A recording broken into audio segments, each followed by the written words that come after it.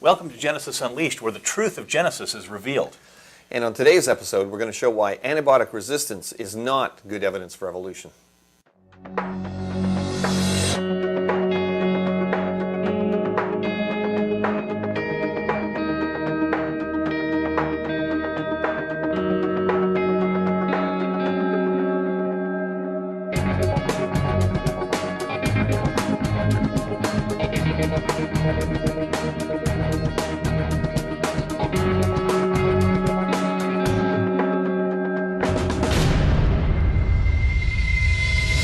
Welcome to Genesis Unleashed. You know, a common argument that evolutionists use to say that evolution is happening before our eyes, you creationists, how silly you are because you can't see this science that's happening, these observations that are happening right here today, is antibiotic resistance.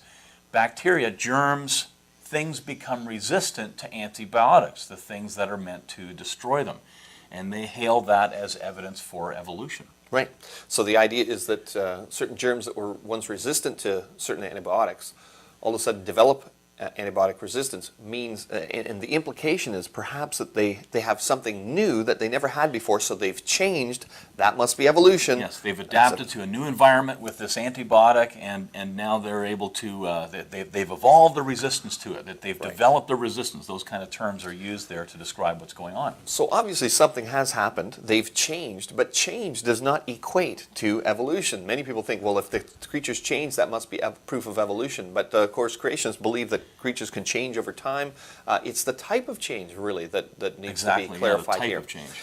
What evolution would need to show is that there are changes in the living things that are new and beneficial that never existed before. If you're going to turn a bacteria into something like a horse over millions of years, what would you need to do to the DNA instructions of a bacteria to turn it into a horse? You would need to write in a brand new bunch of new information that never existed before for functions, features, things that bacteria don't have. They don't have skin, and they don't have muscles, and they don't have bones, and they don't have blood. So where did all the genetic information come from? That's what evolution would need to show, that type of change. Right? So what kind of change do we see in bacteria? Well, there's an article that will sort of summarize here a little bit. You can find that at creation.com/evolution and medicine, with dashes in between the evolution and medicine. Creation.com, evolution and medicine. One of the points we could make is that the drug-resistant bacteria were already resistant to the drug. Right.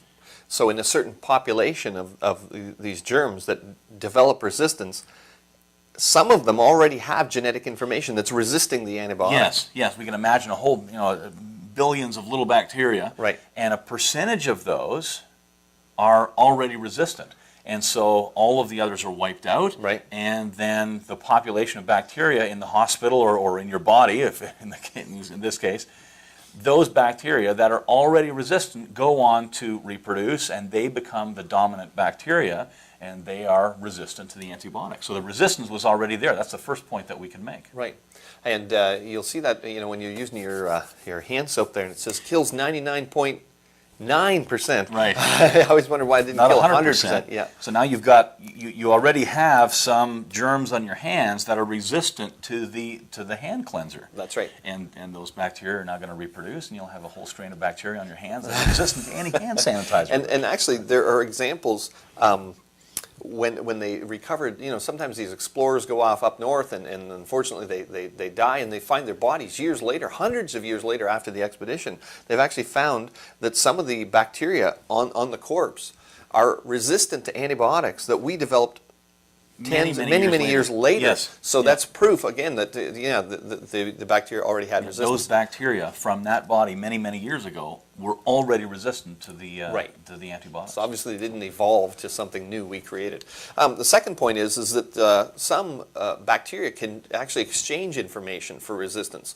So plasmid transfer, little coils of DNA that the information for resistance. So one bacteria can sidle up to another one, pop out this little tube, kind of inject it into the other bacteria, and shoot over information, transfer information. Yeah. And so evolutionists, some have said, well, look, now this bacteria has something that it didn't have before. Which is true. But if I hand you, a book, and you didn't have that book before, and now you have that book of information. That's not... It misses the point of it the misses argument, the doesn't point, it? yeah. Because it's not new, never before existing genetic information. Right. If we think let's keep the game before us here. The game is to evolve from a single cell, essentially, or nothing, Yep.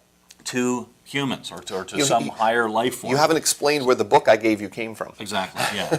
It was already pre-existing. Right. Another point that we can make is where it has arisen from a genetic copying mistake, a mutation. There's a mutation which causes a benefit. It causes a survival benefit. A bacteria might have a mutation that allows it to get around the antibiotic. But again, that doesn't fit our definition, the definition of what evolution needs to get. New, never before existing genetic information. Well, if it's a mutation that would somehow create a new a bit of information that did cause resistance in the fact that it was a new function or new feature that had never before existed, but the type of mutation that we observe are the types of mutations that are actually breaking things down. For example, we use the example of H. pylori. H. pylori is a famous example. Yeah. Where, so the bacteria, this one lives in your stomach. It eats the lining of your stomach. If you have too many, you get ulcers. You get holes in your stomach lining. And it's controlled with an antibiotic. And when the antibiotic is applied, actually inside the bacteria produces an enzyme that converts the antibiotic into a toxin which kills the bacteria. There's a mutant variety, which is well known in the science community. Mm-hmm.